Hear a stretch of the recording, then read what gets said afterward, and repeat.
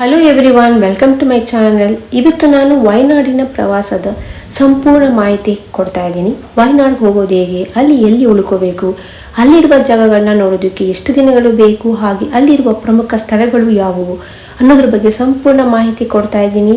ಈ ವಿಡಿಯೋವನ್ನು ತಪ್ಪದಲ್ಲೇ ಮೊದಲಿಂದ ಕಡೆವರೆಗೂ ನೋಡಿ. ಮೊದಲು ವಯನಾಡಿಗೆ ಹೋಗೋದು ಹೇಗೆ. ವಯನಾಡು ಬ್ಯಾಂಗ್ಳೂರಿಗೆ ಸುಮಾರು 280 ಕಿಲೋಮೀಟರ್ ದೂರದಲ್ಲಿದೆ.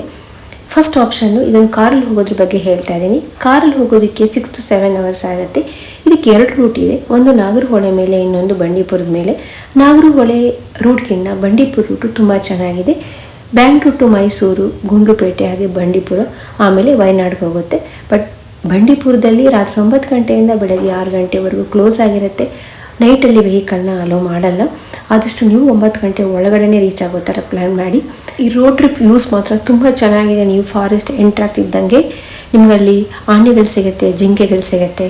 ನಾನು Bangalore to Wayanad road trip video already upload ಮಾಡಿದ್ದೀನಿ. ಡಿಸ್ಕ್ರಿಪ್ಷನಲ್ಲಿ ಲಿಂಕ್ ಕೊಟ್ಟಿರ್ತೀನಿ, ಚೆಕ್ ಮಾಡಿ. Second option bus. Bengaluru to Wayanad direct bus ಇದೆ. KSRTC ಬಸ್ಸು ಇದೆ, ಹಾಗೆ ಸ್ಲೀಪರ್ ಕೋಚು ಇದೆ. Bangalore to Wayanad 7 to 8 hours ಆಗುತ್ತೆ. ಲೇಟ್ ನೈಟ್ ಬಿಡುತ್ತೆ, ಅರ್ಲಿ ಮಾರ್ನಿಂಗ್ ನಾವು ವಯನಾಡ್ ರೀಚ್ ಆಗ್ಬೋದು. ನೀವು ಶಾಂತಿನಗರ ಅಥವಾ ಸ್ಯಾಟಲೈಟ್ ಬಸ್ ಸ್ಟಾಪ್ಗೆ ಹೋಗಿ ಅಲ್ಲಿಂದ ಹತ್ಕೋಬೋದು. Third option train. Bangalore to Wayanad direct train ಇಲ್ಲ, ನೀವು ಕ್ಯಾಲಿಕಟ್ಗೆ ಹೋಗಬೇಕು. ಅಲ್ಲಿಂದ ವಯನಾಡು 85 ಕಿಲೋಮೀಟರ್ಸು. ಅಲ್ಲಿಂದ ನೀವು ಪ್ರೈವೇಟ್ ವೆಹಿಕಲ್ ಅಥವಾ ತುಂಬ ಬಸ್ಸಸ್ಗಳಿದೆ, ಅಲ್ಲಿಂದ ನೀವು ಬಸ್ಗೆ ಹೋಗ್ಬೋದು. ಬಟ್ ಮೈಸೂರಿಗೂ ಹೋಗ್ಬೋದು ಟ್ರೈನಲ್ಲಿ. ಬಟ್ ಮೈಸೂರಿಂದ ವಯನಾಡ್ ಸ್ವಲ್ಪ ದೂರ ಇದೆ. ಬೆಸ್ಟ್ ಆಪ್ಷನ್ ಅಂದರೆ ನೀವು ಕ್ಯಾಲಿಕಟ್ಟು. 4ನೇ option flight. Bangalore to Wayanad direct flight ಇಲ್ಲ, ಬ್ಯಾಂಗ್ಳೂರು ಟು ಕ್ಯಾಲಿಕಟ್ ಫ್ಲೈಟ್ ತೊಗೋಬೇಕು ನೀವು. ಅಲ್ಲಿಂದ ವಯನಾಡಿಗೆ ಪ್ರೈವೇಟ್ ವೆಹಿಕಲಲ್ಲಿ ಅಥವಾ ಬಸ್ಸಲ್ಲಿ ಹೋಗ್ಬೋದು. ನೆಕ್ಸ್ಟು ಅಲ್ಲಿ ಎಲ್ಲಿ ಉಳ್ಕೊಳ್ಳೋದು. ಫಸ್ಟ್ ಒಂದು ಕಲ್ಪೆಟ್ಟ. ಇದು ಸಿಟಿ ಸೆಂಟರು ಮತ್ತು ಎಲ್ಲ ವಿಸಿಟಿಂಗ್ ಪ್ಲೇಸಸ್ಗೂ ನಿಯರೆಸ್ಟ್ ಆಗಿದೆ. ಕನೆಕ್ಟಿವಿಟಿ ತುಂಬ ಚೆನ್ನಾಗಿದೆ, ಇಲ್ಲಿ ಬೇಕಿದ್ರೂ ಉಳ್ಕೋಬೋದು. ಎರಡನೇದು ವೈಥೇರಿ ಅಥವಾ ಲಕಡಿ ವ್ಯೂ ಪಾಯಿಂಟು. ನೇಚರ್ ಇಷ್ಟಪಡೋರು, ಹಾಗೆ ಕಾಮ್ ಆಗಿರುತ್ತೆ. ಮತ್ತು ಲಕ್ಸುರಿ ರೆಸಾರ್ಟ್ಗಳು ಮತ್ತು ಟ್ರೀ ಹೌಸಸ್ ಇದೆ, ಇಲ್ಲಿ ಬೇಕಿದ್ರೂ ಉಳ್ಕೋಬೋದು. ಮೂರನೇದು ಸುಲ್ತಾನ್ ಬೇತೇರಿ. ಇದು ಕಲ್ಪೆಟ್ಟ, ಎರಡು ಒಂದೇ ಥರನೇ, ಸಿಟಿ ಸೆಂಟರು. 4ನೇದು ಪಡಿಂಜರ ತಾರ. ಇದು ಬಾಣಾಸುರ ಡ್ಯಾಮ್ ಹತ್ರ ಇದೆ. ಇಲ್ಲೆಲ್ಲ ನಿಮಗೆ ಲೇಕ್ ವ್ಯೂ ರೆಸಾರ್ಟ್ಗಳೆಲ್ಲ ಇರುತ್ತೆ. ಲಕ್ಸುರಿ ಲೇಕ್ ವ್ಯೂ ರೆಸಾರ್ಟ್, ಇಲ್ಲಿ ಬೇಕಿದ್ರೂ ಉಳ್ಕೋಬೋದು, ಪೀಸ್ಫುಲ್ ಆಗಿರುತ್ತೆ. ಒಂದಷ್ಟು ರೆಸಾರ್ಟ್ಗಳ ಡೀಟೇಲ್ಸನ್ನು ಡಿಸ್ಕ್ರಿಪ್ಷನಲ್ಲಿ ಹಾಕಿರ್ತೀನಿ, ಚೆಕ್ ಮಾಡಿ.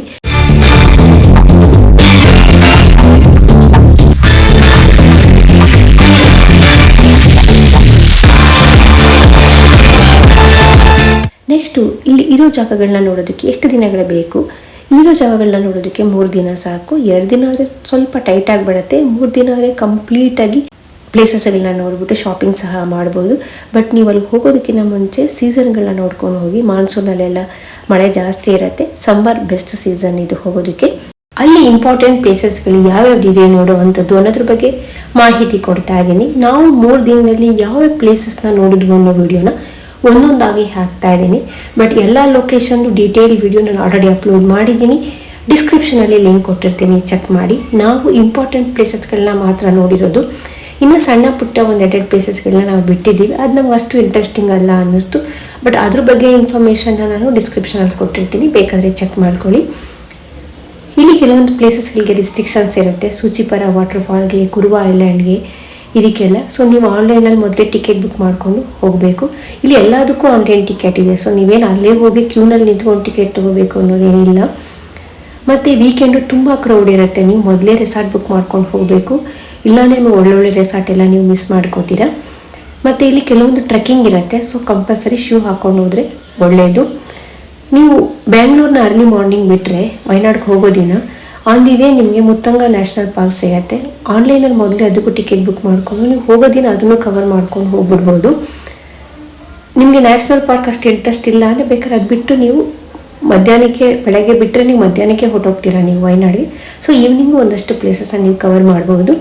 ಇಲ್ಲಿ ಸ್ಪೈಸಸ್ ಎಲ್ಲ ತುಂಬ ಚೀಪ್ ಇದೆ, ಜೇನುತುಪ್ಪನೂ ಚೀಪ್ ಇದೆ. ಸೊ ನೀವು ಅದನ್ನು ಸ್ವಲ್ಪ ಪರ್ಚೇಸಿಂಗ್ ಮಾಡ್ಬೋದು. ಇಲ್ಲಿಗೆ ನಾನು ಈ ವಿಡಿಯೋನ ಮುಗಿಸ್ತಾ ಇದ್ದೀನಿ. ಈ ವಿಡಿಯೋ ನಿಮಗೆ ಇಷ್ಟ ಆಗಿದ್ದಲ್ಲಿ ಪ್ಲೀಸ್ ಲೈಕ್ ಆ್ಯಂಡ್ ಶೇರ್ ಮಾಡಿ. ಹಾಗೆ ನನ್ನ ಚಾನಲ್ ಇನ್ನೂ ಸಬ್ಸ್ಕ್ರೈಬ್ ಮಾಡಿಲ್ಲ ಅಂದರೆ ಪ್ಲೀಸ್ ಸಬ್ಸ್ಕ್ರೈಬ್ ಮಾಡಿ. Thanks for watching.